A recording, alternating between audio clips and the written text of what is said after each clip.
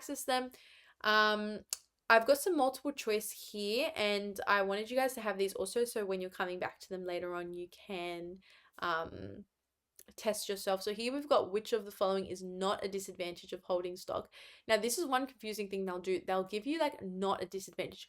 Obviously, if it's not a disadvantage, it's an advantage. But like the way they word it and just reading it, like just say like which of the following is an advantage of holding stock. Like you don't have to say not a disadvantage. Like this is what they do in business studies to confuse you, which is why I put this question on here, because I just want to show you guys, like I know I said like, yeah, multiple choice, like the question, the answer's always there, like it's the easiest place to get 20 out of 20, but they know that, and they know that, the likelihood of you doing well is higher because the answers are there. You just have to pick the right one. So this is an example of how they will switch up the wording to make it harder for you guys. But this isn't a topic that we looked at in this presentation. I just wanted to put this because I know quite a few of you are going to download them and going to come back to them, and you can come back to these slides and test them. We've got this one which we can do. So which of the following are examples of operational performance objectives?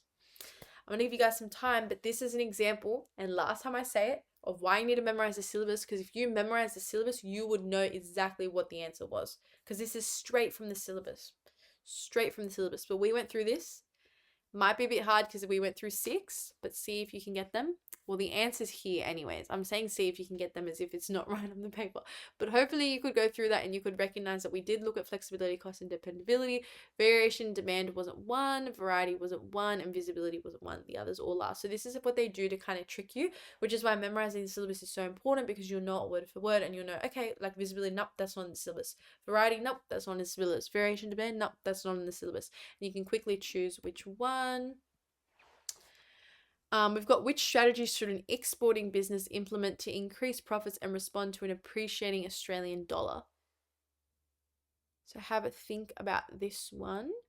Again, this topic and this idea with the payment in advance and, offering an early payment, and when it's got to do with fluctuation and exchange rates, it's one of the hardest topics of business, and students get it wrong so often.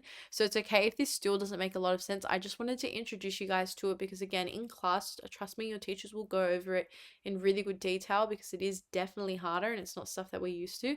If you do economics and if you've picked it, it will be a little bit easier because you've kind of used to exchange rates and you've learned about currency fluctuations before. But like I said, I wanted to put some of these in here just so you can have a try, or even so you can come back later to have a go with. I've also put just some short answers. Again, this wasn't an idea that we went through in the lecture today, but I wanted these in the lecture for you guys just to be able to go over them in the future. And we've got market research too, which is just one of the other processes. We looked at target market specifically, but this is one of the other processes that's in marketing, and I just wanted you guys to have some extra notes. Wanted to be nice, so I wanted to put some extra stuff because I wish we could put everything in here, but in 2 hours there's just so much. Like, you saw how much we just went through, and that's still not even all the content, not even half. Like, there's so much content in business, so I just wanted to give you guys some extra stuff. Now my final tips for business, honestly, really have to do with learning the syllabus word for word. I promise, last time, I swear last time, but please memorize the syllabus as much as you can word for word. You just saw in that multiple choice, if you had just memorized it, you didn't even need to know what the definition of those were. You didn't even need to know what a performance objective was. If you had memorized that dot point, instant marks. Please for me, memorize it. Planning your business report is so important. Now, don't get me wrong, it doesn't have to be as detailed as this. I know for mine, like, I wrote a couple words. So here it's like outline one legal and one ethical issue. You could do like, okay, ethical issue, just write exploit. One legal, right, outdated machinery. Then recommend one strategy. Maybe you pick like monetary rewards and then assess the importance of this, and you write like 3 points. You don't have to highlight anything unless you want to, but the more detailed your plan is, the better your executive summary is going to be, but also the better your whole business report is going to be, and you'll be able to kind of section it off better too. So I really recommend planning.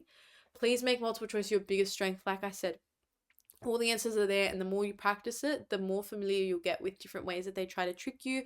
Plan how you're going to approach the exam. So if you're going to do an order, like some people will do the business report first and do multiple choice last. Others will start with multiple choice and do it in order. So you can kind of see how you go as the year goes and see what suits you.